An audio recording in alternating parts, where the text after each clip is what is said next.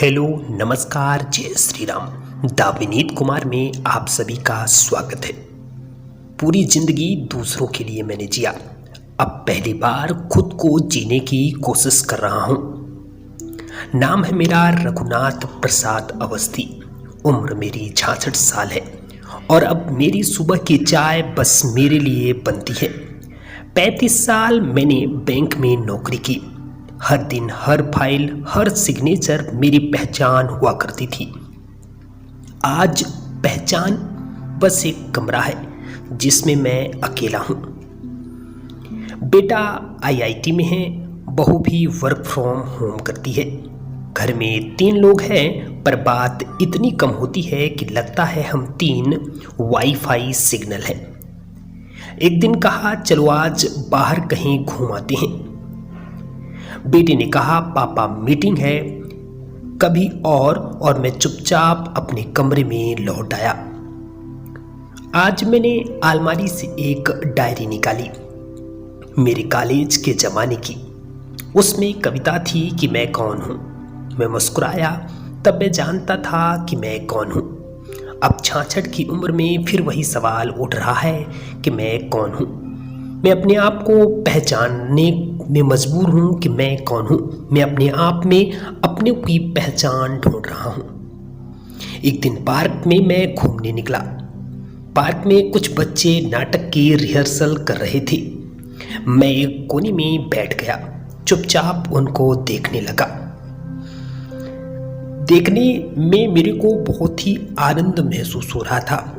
Group leader ने देखा और पूछा, आपने कभी एक्टिंग की है? मैं हंस पड़ा और कहा, जिंदगी भर की है, असली वाली नहीं की। वो बोले, आ जाइए, आजमा के देखिए। और शायद उसी पल मेरे जीवन में कुछ नया शुरू हुआ। पहली बार मैं 66 की उम्र में मंच पर खड़ा हुआ। डायलॉग था, हर इंसान की कहानी अधूरी होती है, बस उसे सुनने वाला चाहिए। तालियां बजी, लेकिन दिल में जो तालियां बजी वो आत्मा तक गूंज गई। शोक के दिन बेटे ने खुद कहा, पापा चलिए साथ चलते हैं। बहू भी तैयार हुई। शो खत्म होने के बाद बेटे ने पहली बार गले लगाकर कहा, पापा मुझे गर्व है कि आप मेरे पापा हैं। उस दिन एहसास हुआ कि मैं अब सिर्फ पापा नहीं हूं, मैं भी एक इंसान हूं। अब हर शाम मैं पार्क जाता हूं और बच्चों को नाटक सिखाता हूं।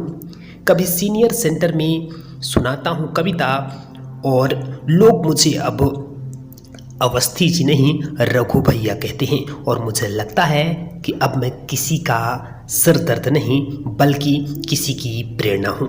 जिंदगी जब थमती है तो वो हमें सुनाई देती है। रिटायरमेंट कोई अंत नहीं होता, वो तो आत्मा को रंगमंच पर पहला दृश्य देने वाला होता है। देखिए, रिटायरमेंट मतलब ये नहीं हो जाता कि आप थक चुके हैं, आप कुछ नहीं कर सकते हैं।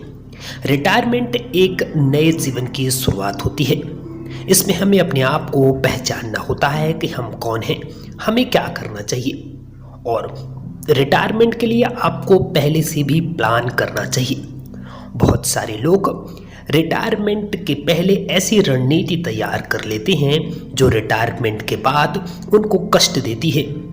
इसलिए अपने दिमाग में रिटायरमेंट, जैसे जैसे उम्र आपकी बढ़ती जाती है, रिटायरमेंट को आपको बिठा लेना है कि यदि हमारा साथ कोई नहीं देता है तो हमें कैसे अपने आप को मोटिवेट रखना है, अपने आप को खुश रखना है। क्योंकि आप खुश हैं तो आपके जीवन में सारी चीज़ें ऑटोमेटिक आती जाएंगी। लेकिन आप यदि निराश और दुखी हैं तो आप ऑटोमेटिक आपके पास बीमारियां आएंगी, आप परेशान रहेंगे। तो ये चीज़ें सोचनी पड़ेंगी। रघुनाथ जी कहते हैं कि जिन हाथों से कभी फाइलें पलटी थी, अब वो स्क्रिप्ट थामे हुए हैं। जिन होठों से कभी नियम बताए जाते थे, अब वो संवाद बोलते हैं। और जो दिल कभी चुपचाप धड़कता था, अब वो जिंदगी को गा रहा है। कभी मैंने सोचा नहीं था कि 66 की उम्र में फिर से जीना सीखूंगा, पर आज कह सकता हूँ कि मैं सिर्फ पापा नहीं हूँ, मैं भी एक इंसान हूँ। ऐसे ही हम सब के अंदर एक इंसानियत छुपी हुई होती है, हमें उस इंसानियत को पहचानना होता है। हमें ये पहचानना होगा कि हम कौन हैं। जब भी आप अपने आप को जानेंगे, अपने आप को जानने का प्रयास करेंगे, जीवन आपको सरल से सरल, सरल से सरल होता चला जाएगा। इसमें मैं छोटी सी और स्टोरी ऐड करता हूँ। बहुत सारे लोग ये करते हैं कि अपनी कमाई में अपने आप को ध्यान नहीं देते हैं। वो अपनी कमाई से अपने बच्चों के लिए इतना कुछ कर देते हैं जिससे आने वाले समय में वही बच्चे उनका साथ नहीं देते हैं। क्योंकि जब हम किसी के लिए करते हैं तो हमारी एक उम्मीद बढ़ जाती है कि आने वाले वक्त में जिसके लिए हम इतना बना रहे हैं, जिसके लिए हमने घर बनाया, जिसके लिए हमने सारा जीवन कुर्बान कर दिया, वो हमारे पूरे वक्त में हमारा साथ देगा। जब हम बूढ़े होंगे तो हमारा सहारा बनेगा। लेकिन जब वही बेटा या बेटी हमारा साथ नहीं देते हैं तो आधे हम टूट जाते हैं और अंदर से टूटा हुआ इंसान कुछ नहीं कर सकता। इसलिए आपको समझना होगा कि रिटायरमेंट जब आएगा तो आपको किस तरीके से जीना है, अपनी लाइफ को आपको किधर तरफ ले जाना है, आपको अपने लिए कितना करना है, आपको अपने बच्चों के लिए कितना करना है, आपको अपने परिवार के लिए कितना करना है और आपको अपने सगे संबंधियों के लिए कितना करना है। जीवन में ये बात आपको नोट करके चलनी पड़ेगी कि मुझे किसके लिए कितना समय देना है और अपनी फाइनेंशियल कंडीशन को भी देखना है। क्योंकि जब आप वो सिक्योर करके चलेंगे, जब आप अपने लिए कुछ करके चलेंगे, बचा के चलेंगे, तो ऑटोमेटिक आपको साथ देने वाले मिलेंगे। मैं कहता हूं बेटा बेटी ना सही, लेकिन जब आपके पास फाइनेंशियल कंडीशन यदि आपकी गुड है तो साथ देने वाले आपको बहुत मिल जाएंगे और बेटा बेटी भी आपकी कद्र करेंगे। तो ये चीज़ आपको समझ के चलनी होगी कि मुझे अपने पैसे का कहाँ इस्तेमाल करना है, कहाँ किन चीज़ों में मुझे समय देना है। रिटायरमेंट प्लान जरूर आपको करके चलना चाहिए, क्योंकि यही आपके 60 वर्ष या मैं कहूँ रिटायरमेंट के बाद आपकी ज़िंदगी का सहारा बनेगा। आपको समझना होगा कि मुझे आने वाले ये जीवन में मतलब 60 के बाद जैसे लाइफ की रेस कैसे स्टार्ट होती है। पहले हमारा बचपन चलता है, फिर उसके बाद धीरे धीरे हमारी एक रेस अलग स्टार्ट होती है कि हमें नौकरी करनी है। लेकिन जैसे ही हमारी नौकरी लगती है उसके बाद एक लाइफ अलग स्टेप लेती है। वहाँ पे हम परिवार को मजबूत करने में लग जाते हैं, परिवार के लिए अपनी कुर्बानियाँ देने में लग जाते हैं। जैसे ही हम परिवार को स्टेबिलिटी करते हैं, धीरे धीरे वक्त आता है जब आप रिटायरमेंट की ओर अग्रसर हो चुके होते हैं। लेकिन रिटायरमेंट के बाद आपको एक अलग सी दुनिया दिखाई देती है।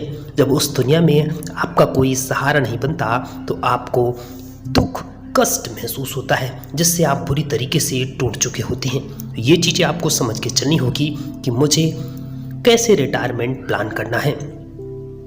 रिटायरमेंट कोई फुल स्टॉप नहीं है, ये वो जिंदगी का नया पैराग्राफ है। इसको आपको अपने दिमाग में नोट करके चलना पड़ेगा। वीडियो आपको कैसी लगी कमेंट बॉक्स में इसकी राय जरूर दीजिएगा। वीडियो यदि अच्छी लगी हो तो चैनल को भी सब्सक्राइब कर लीजिएगा और अपनी राय जरूर देना। बताइएगा कि अगली वीडियो आपको किस तरीके से चाहिए, किस टॉपिक पर चाहिए। यहाँ तक वीडियो देखने के लिए आप सभी का तहे दिल से आभार, धन्यवाद। जय श्री राम।